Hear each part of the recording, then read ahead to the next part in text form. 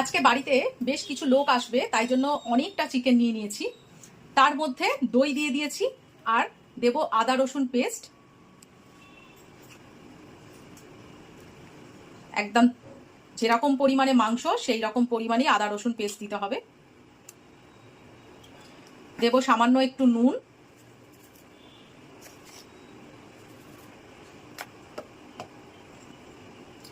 কাঁচা লঙ্কা পেস্ট সামান্য একটু দিচ্ছি এখন,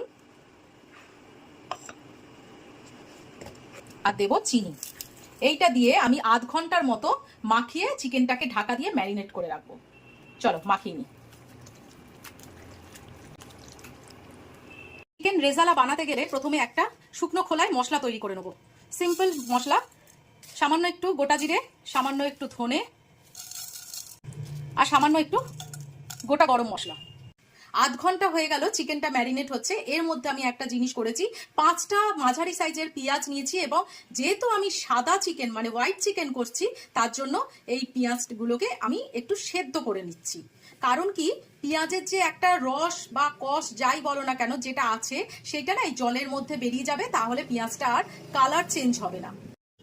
কড়াইতে প্রথমে সাদা তেল দিয়ে দিয়েছি আর তারপরে বেশ কিছুটা এই রকম বড় চামচের 1 চামচ ঘি দিলাম।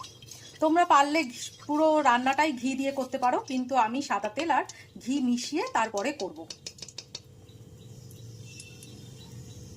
এর মধ্যেই দিয়ে দেবো গোটা গরম মশলা, গোটা জিরে আর শুকনো লঙ্কা ফোড়ন হিসাবে। ফোড়ন থেকে একটা সুন্দর গন্ধ বেরিয়ে গেছে। এরপরে এই সিদ্ধ করা পেঁয়াজ বাটাটা দিয়ে দেবো।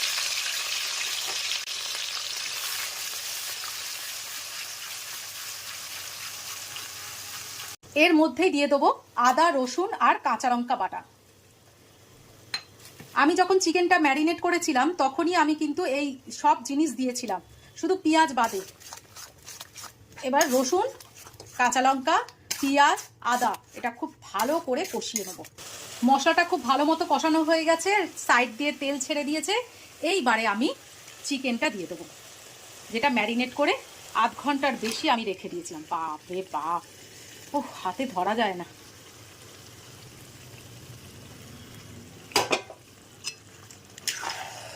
এইবারে মশলা সমেত চিকেনটা একদম লো ফ্লেমে ঢাকা দিয়ে দিয়ে কষবো।